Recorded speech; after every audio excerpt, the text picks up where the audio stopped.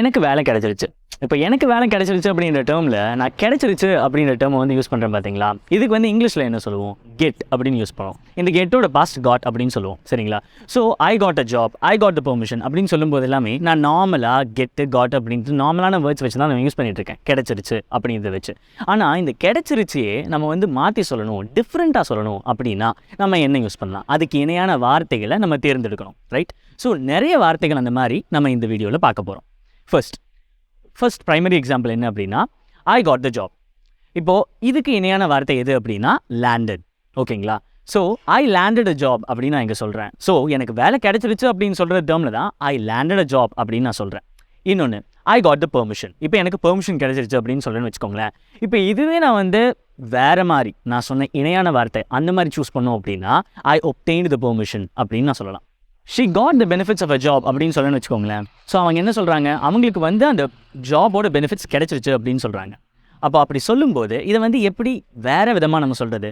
She is enjoying the benefits of a job. So இந்த விஷயத்தில் அந்த ஜாபோட பெனிஃபிட்ஸை, அந்த பலன்களை அவங்க வந்து என்ஜாய் பண்ணுறாங்க இல்லையா? ஸோ அதை கிடைச்சிருச்சு அப்படின்ற டேர்மை யூஸ் பண்ணாமல் நம்ம என்ஜாய் அப்படின்ற டேர்மை வச்சு யூஸ் பண்ணலாம்.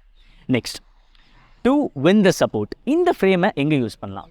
I got the support of my leader அப்படின்னு நம்ம சொல்கிறோன்னு வச்சுக்கோங்களேன். எனக்கு வந்து என்னோட லீடரோட சப்போர்ட் கிடைச்சிருச்சு அப்படின்னு நான் இங்கே சொல்கிறேன். அப்போது அந்த விஷயத்தை நம்ம வந்து வேறு மாதிரி சொல்லணும் அப்படின்னும் போது வின் அப்படின்ற டேர்மை அங்கே யூஸ் பண்ணணும். லைக், எனக்கு என்னோட லீடரோட சப்போர்ட் கிடைச்சிருச்சு, அது நான் வந்து ஒரு ஜெயிச்சு ஒரு வெற்றியாக அதை நான் வந்து கருதுறேன் அப்படின்னு சொல்கிற மாதிரி. So to win the support of my leader அப்படின்னு நான் இங்கே யூஸ் பண்ணுறேன்.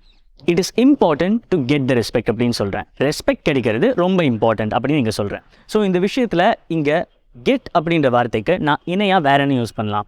ஏர்ன் அப்படின்றது யூஸ் பண்ணலாம். அதாவது ரெஸ்பெக்ட் சம்பாதிக்கிறது ரொம்ப முக்கியம் அப்படின்னு நீங்கள் சொல்கிறேன். It is important to earn the respect. இப்போ புரிஞ்சுதுங்களா? ஸோ கெட்டுக்கு ஏர்னை ரீப்ளேஸ் பண்ணியிருக்கேன்.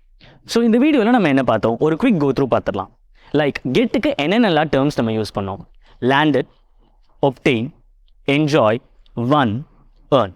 இந்த மாதிரி 5 டிஃப்ரெண்ட்டான வேர்ட்ஸ் நம்ம பார்த்தோம். ரைட்? ஸோ இதை வச்சு நீங்கள் ஏதாச்சும் ஃப்ரேம் பண்ண முடியுமா சென்டென்சஸ் அப்படின்னு யோசிச்சுட்டு எனக்கு கமெண்ட் பாக்ஸில் டெபிட் பண்ணுங்கள். அண்ட் தென் இந்த வீடியோ உங்களுக்கு பிடிச்சதுன்னா ஆங்கிலோஃபோன் பேஜஸை ஃபாலோ பண்ணுங்கள். Anglophone, your phone is your English teacher.